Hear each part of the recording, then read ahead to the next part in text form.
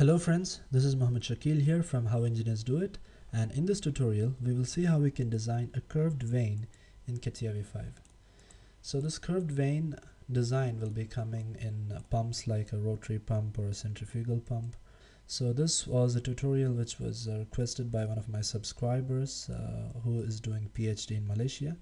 So I hope he's also enjoying this tutorial equally.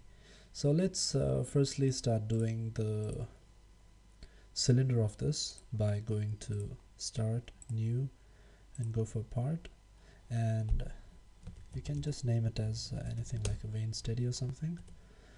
Now we have an empty workspace and we have the workbench which was lastly worked on, which is open over here.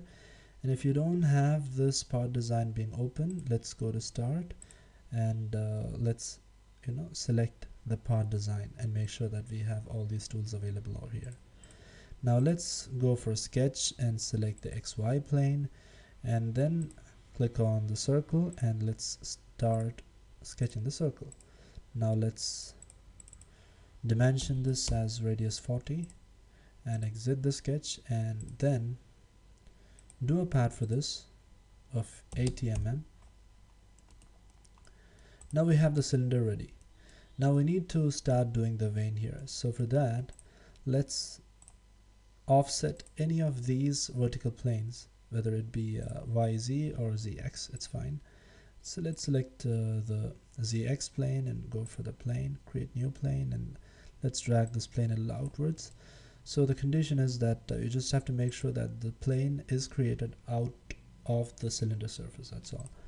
Now let's select this plane here and go for the sketch, and let's start sketching the curvature for the vane. So for that, let's select this bottom surface or the bottom circle, whatever you call it, and project it to 3D.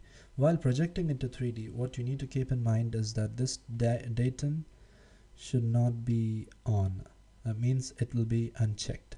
If it is checked, then the history won't be saved, and that's a completely different topic, which if you don't have an idea, you can go back to my channel and just check what exactly a datum tool does for the sketch. Now let's project this and then make sure that it's a construction element, and select the axis, and from this point draw an axis upwards. Now we have two axes here.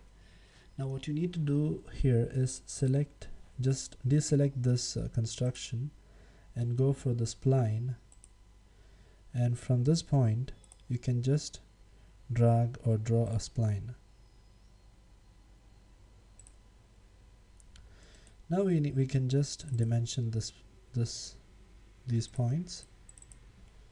Just make sure that the first point is 80, and this dimensioning these spline and projecting and all the remaining steps we'll be continuing in our next tutorial.